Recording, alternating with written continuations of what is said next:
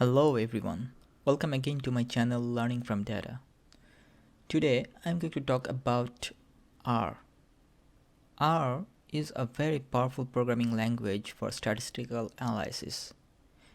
There are a bunch of programming platforms for statistical analysis, but R has gained real attraction among the recent data scientists as well as data analysts because of its inherent capability to perform statistical tasks better than others and deliver better visualizations more aesthetically.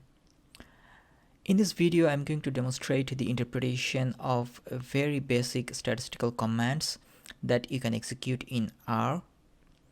Anyone can perform these tasks on other platforms as well as R, but the goal of this video is to understand the underlying concept rather than the syntax. The reason is the syntax can change depending on the platform, depending on the updates or versions. The program can change, the software can change, the versions can change, but the underlying concept will not change. And that's why it's very important to understand the real thing behind these syntaxes. So let's dive into it. For demonstration, I will use General Society Survey data collected in the year 2016. This dataset has responses collected from nearly 3,000 respondents, and it has data related to several socioeconomic features. For example, it has data related to marital status, education background, employment status, working hours, and many more. The dataset is here. I will provide the link. But let's understand this dataset first. If I open the real data, you will see only numbers. Let's open this one. Well, so this is the dataset. It has the columns, column headers, and the remaining are all numbers. So it has several categorical variables as well as quantitative variables, but those categorical variables are all encoded ordinally. For example, we have the marital status here, the column called marital, and the numbers are assigned to each values. For example, 1 corresponds to married, 2 corresponds to widowed, and the numbers are shown here. So all those categorical variables are encoded here, and in our program we will go through those numbers and crunch some statistical data and interpret the output of those several R commands. Alright, let's first import the Excel data. For this we will use the read_excel, and to execute this command we need the read excel library. Let's run this one first. Okay, so if we want to see the data, the whole dataset is inside this data variable, which has 2,867 rows and 948 columns, and the data is shown here. You can see that all are numbers here since the categorical variables are encoded. Let's run some group by command like this. We want to group by the data by gender 1 column, which shows the gender of the respondents. So let's run this one. Let's first clear the console window. Okay, now let's run this one. Okay, so this variable is generated. We can see what's inside. Okay, So it shows the data when the whole dataset is grouped by based on the gender one. You can see the groups here. There are two groups here. So one is male, the other one is female. Well, let's summarize this one. And we want to see the mean, max, the minimum value, as well as the standard deviation. We want to see the variable age, since it is a quantitative variable. Let's run this one. Okay, so we got some numbers here. NARM equal to true is used. So what it does is it removes the null values when it is set to true. Okay, so in our case we removed those null inputs and we got some numbers. So the mean for gender 1 is 48.6 and so on. It has the maximum value, minimum value, and standard deviation also shown here. Let's run some group by command along with the description for this age. We want to group by the marital status and want to see the age description. Let's run this one. Okay, so we have some more data here. Let's open it up. Okay, so this is the last command that is executed. We have a bunch of statistics shown here. Let's go through this one by one. The first column is the variable command, which is age, of course. The type is numeric, label is age, and their total number of data points is 1212 in group 1. Since we grouped it by marital status, and it has, as it was shown here, we have 1 2 3 4 5 6. The number 6 is denoted as 9. So overall we have 6 different groups. So here we have group 1 2 3 4 5 and 9, and each group has different statistics shown here. And for the first group, which is the married group, has mean age of 51.57. Standard deviation is shown here. This is standard error. Standard error is standard deviation divided by the total numbers. I mean square root of this one. So standard error 15.67 divided by square root of 1212. That is the standard error. And we have the median age here. We have the trimmed range. The actual range is shown here, 19 to 99. The trimmed range, what it does, it eliminates some extreme data points both on high side and low side, and it shows some trimmed range. The IQR is shown here, 24.25. The IQR stands for Interquartile Range. Basically, it is the difference between the third quartile and the first quartile. And this statistics is very important to determine the upper limit and lower limit for box plots, and eventually determine the outliers. So this statistics is very important for outlier detection. And the skew value is shown here, 0.27. It tells us that the distribution for this group is fairly normal. The skew value, anything above 1 is pretty much right skewed, and anything below -1 is left skewed. For example, for group 2 we have a negative skew value of 0.6, so this is a little bit left-sided, or we can say skewed on the left side, and this distribution. And we have the skew value for other groups as well.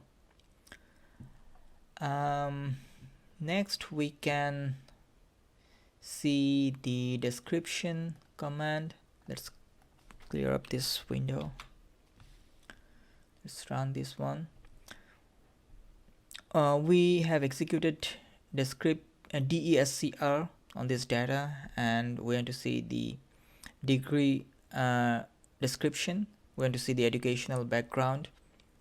So here we can see that the variable is degree, type is numeric, the total numbers is 2867, the null values 0, the mean, standard deviation, standard error, median, the trimmed, the range is 0 to 9, IQR, skew. So basically it's giving us the same statistical data like the previous command. If we want to see the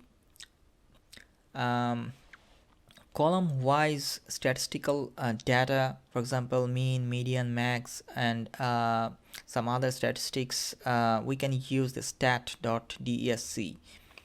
Let's run this one. We need the library, this library, to execute this command. Let's run this.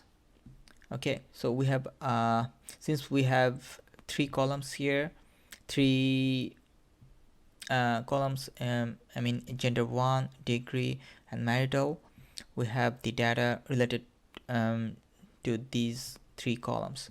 So here we have this value, so total number of values are shown here, 2867 for all the three columns. We have the null values here. In this case this is 0, 0, and here for degree there are some null values here. The minimum, maximum, and the range for all these three columns are shown here. We have the sum, the median value, the mean value. We have the standard error also given here. We also have the confidence interval at 95%. The value is given also here. We have the variance, the standard deviation, and coefficient of variance. The variance is the square of standard deviation, or we can say the standard deviation is the square root of variance, and coefficient of variance is nothing but standard deviation divided by mean. If we want to compare the spread of the data, either we can look for standard deviation or the coefficient of variance. The higher the standard deviation or the higher the coefficient of variance, the wider the spread, or we can say the more the spread of that parameter of interest. The difference is the coefficient of variance determines the spread in terms of mean, since it is divided, standard deviation divided by mean. All right. Next we can see the table column command here. Let's clean it up. The table command is a very powerful command in R. We can see the variable distributed or divided into two different columns, and we can evaluate the total data set depending on the values. Let's run this one, and if you want to see what's inside. Okay, so we have two different columns over here. The first one is the marital status, and the second one is the educational background, that is in degree column. And we have shown earlier that the marital status starts from 1, so 1 for married, 2 for widowed, and so on. And we also have the education background somewhere here. This is the degree column. So it says 0 stands for less than high school, 1 for high school, and 2 for associate or junior college, and so on. So therefore from this output we can see that this is 0, so this is this value corresponds to all respondents who have educational background which is less than high school, as shown here. And this one is for married respondents. So there are 110 respondents who have educational background which is less than high school and are married. And then one is for high school, and there are more people here who are married, and the other columns correspond to those other educational backgrounds. Alright, so in one shot we can see those numbers split into two different features, or we can say two different columns. We can see the frequency of one column by executing the command frq. So we have the same data. We have the two gender, one for male, two for female. We have the numbers here, the percentage, and the cumulative percentage as well. Okay, so we can look at the summary. The new thing here is the chi-square test. Once we execute the summary command, and if the argument has two different columns like this, here we have executed this table command on two different columns, one is marital, one is degree, then what it will do, it will perform a chi-square test on these two columns and provide a p-value here. So the concept behind this is it wants to see if there is any relation between the marital status and the degree. Let's say we want to see if the higher the educational background, the more the tendency to get married. Is it true or not? Or is there any kind of relation between the educational background or the marital status? And the chi-square value is given here. The degree of freedom is 25, which is the total number of columns minus 1 times total number of rows minus 1. So there are 6 rows and 6 columns, therefore 6 minus 1 is 5, then 6 minus 1 is 5, so 5 times 5 is 25, and the p-value is almost 0. Usually the significance level is 5%, therefore if the p-value is less than 0.05, we can reject the null hypothesis. For this chi-square test, the null hypothesis is there is no relation between these two variables of interest, or we can say those two parameters are independent, and the alternate hypothesis says that not independent at all. So since our p-value is less than the significance level, we can reject the null hypothesis and say that this degree and this marital status column are somehow related to each other. So that's our conclusion based on our chi-square test and p-value. Alright, we can execute the ftable command, which is also similar to table command. The add margins tab will provide the summations across the different rows and also in different columns. We can also execute cross table command on two different columns. from the dataset. Let's say we want to see the cross table output of degree and marital status. We can execute this using the gmodels library. Let's execute this one. It has a very big table given as output. Okay, so to understand this table, we need to look at this one. So each cell contains 5 different information. The first one is n, that means the each cell's corresponding number. Then the value shows the chi-square distribution, and the third value shows the row-wise percentage. The fourth value shows the column-wise percentage, and the last one shows the total percentage. Okay, so here we can see this degree 0, which is degree for less than high school, and marital status 1 means married. So as we have seen earlier that there are 110 respondents who are married but have degree less than high school, and the contributing chi-square value is 5.924 towards the total chi-square value.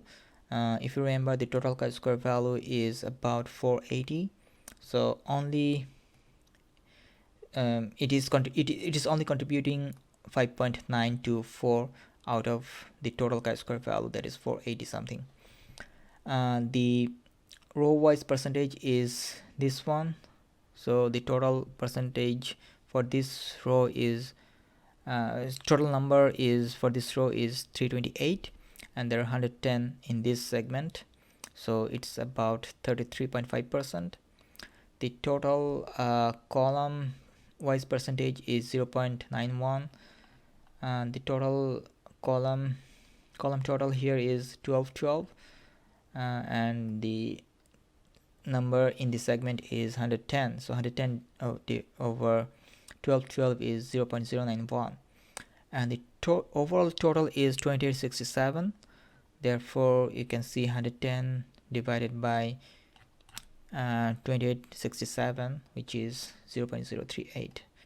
so these are the numbers for across the whole table, and it gives very precise information how much percentage of chi-square value or how much percentage of the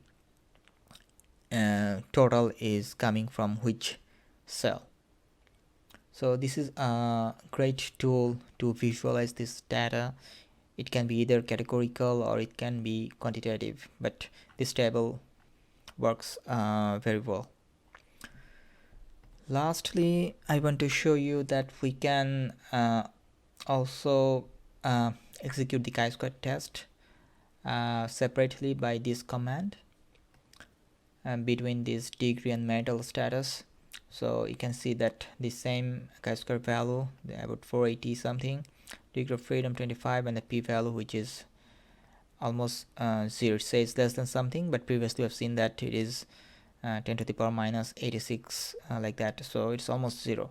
So here we can also conclude that these two variables are not independent, or we can conclude that these two variables are somehow related to each other.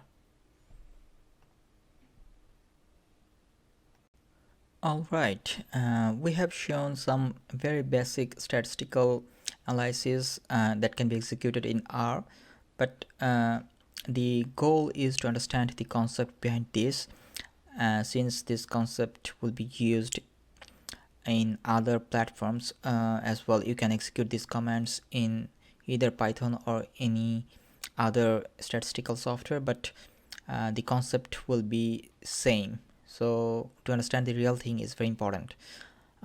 Thanks for watching.